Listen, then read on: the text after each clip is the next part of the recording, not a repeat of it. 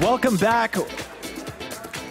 One of the biggest exclusives on display during the Microsoft press conference was Crackdown 3. Ryan is here with me, and we're going to talk orbs and explosions with Clint and Gareth.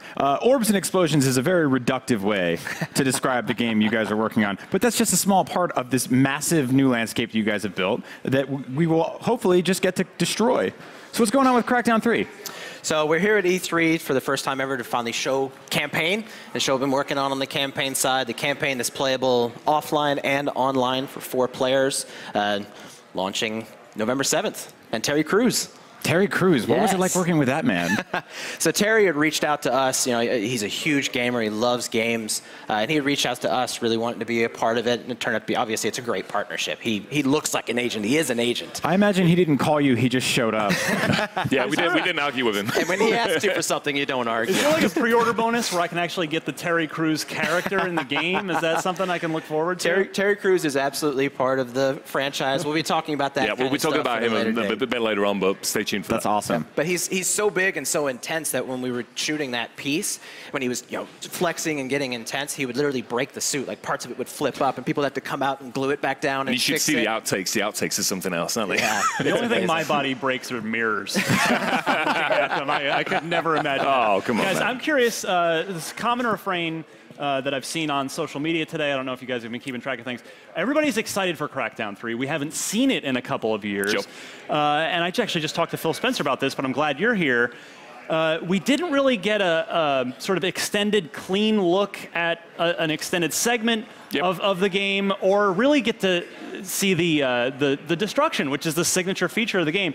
Is it a case where is it just not quite as far along yet, or I'm just kind of curious of the thought process behind what you guys did show today versus what we've all been sort of excited about with the game. So when it comes to the campaign side of the game, that is fully playable on the show floor at E3 this week, and we're going to be doing behind closed doors, deep down discussions with guys like you and me literally, yeah.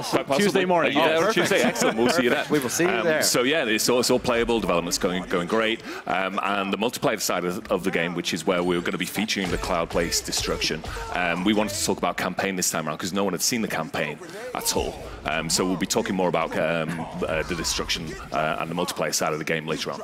That answers that question. That's fantastic. That's good to hear. I'm a huge fan of this sort of insane, over-the-top, cel-shaded art style. I think that like Crackdown always had it to a degree, but it seems like it's really leaning into it this time. How did you guys decide to make this game almost even more comic booky?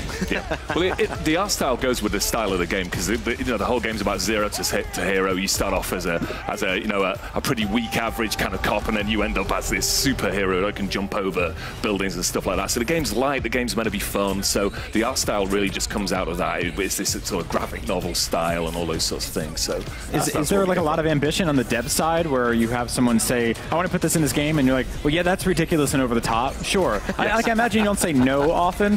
No. Yep. So, except for right there. So one of the things you'll see that you can actually find in the hands-on demo is a weapon we call the Singularity weapon. You fire it, it sucks everything in, everything that's physical in the world. So cars, props, all of it. And we just kept pushing it and pushing it and pushing it and further and further and further because we wanted the explosions to be larger, wanted those things flying through the air, and then we wanted that to scale with your level. Yeah. We want you to feel like as a level 5 agent, you're just a machine of mayhem. It was an interesting challenge for our designers because it's all about being massively OP.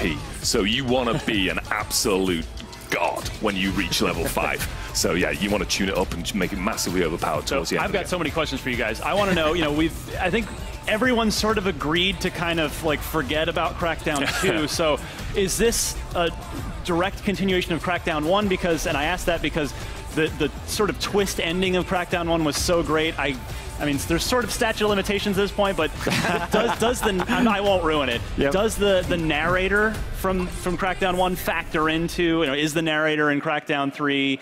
Let's start there. Yep. So the VOA is absolutely the voice of the agency. Excellent. Excellent. Yeah, you'll hear him on the show floor demo. When you go play it, yeah, he's absolutely back. That's excellent news. And his cheesy one-liners are totally back as well. Oh, good. It's part of the franchise.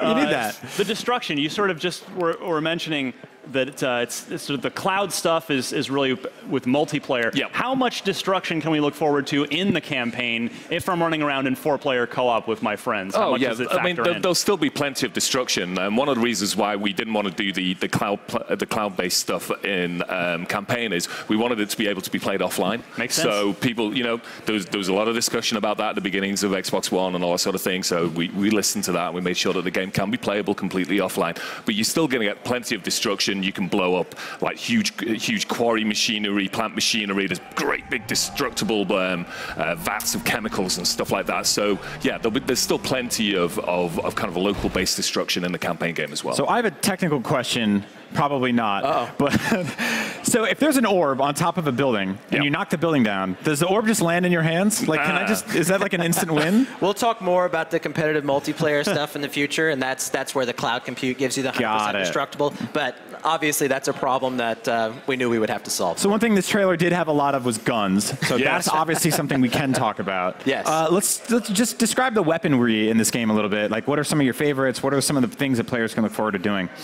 I think we talked about the black hole gun, as I call it, the singularity gun. That's probably one of the best ones in the game right now. Where you basically fire a giant. I couldn't do it. It works. If you fire a giant black hole into the middle of the game. Yeah, there's some free dialogue for your narrator. And that's playable on the show floor again this week. So it's hidden in the part of the world. So if you come and find me, I'll show you where it is. But there's all sorts of things. The micro missile launcher is a pretty good one. It's a machine gun that fires rockets instead of bullets.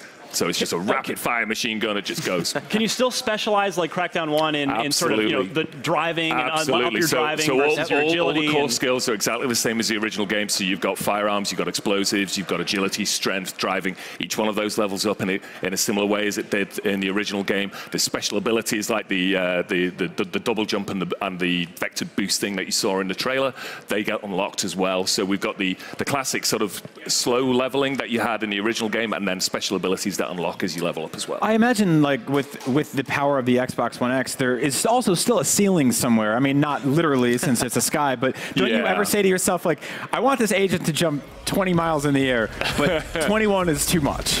Yeah, and that's the thing. I think all of our designers, they're used to building kind of more traditional games, so we're constantly telling them to push it up. Yeah. And you can't go too far in Crackdown. The whole point, the whole essence of the game is over the top. You can pick up cars and trucks and throw them at people. So yeah, you want to be OP. That's the whole point of the game. Has the team spent a lot of time revisiting Crackdown 1 to sort of get back in the vibe and look at, make sort of staying true to that? Well, we were all huge fans of the original game. I remember back in the day, I was at Bizarre Creations working on Gotham at the time, and bless you, I love that series. Yeah, Chris Novak, my buddy, was working on Crackdown at the same time. So we worked together and played each other's build at the time. So I was delighted to pick it up this time around. And we spent a lot of time as a team playing the original co-op and getting people to understand it and finding different ways to break it. Because that's one of the things that's so interesting about Crackdown is the entire city was available from the beginning.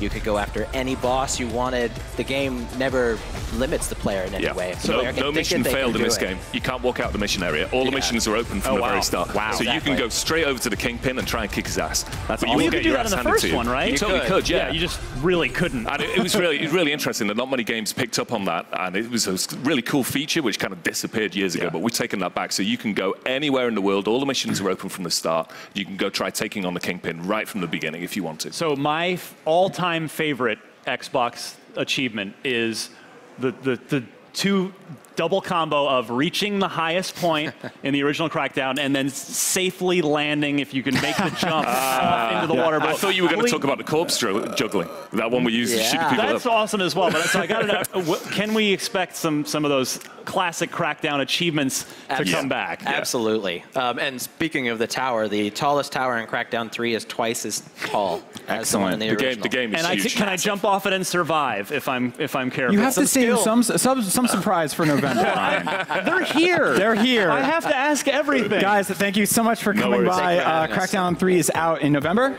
Yep, November 7th. We're going to be looking at stuff all week long right here on IGN, so stick around.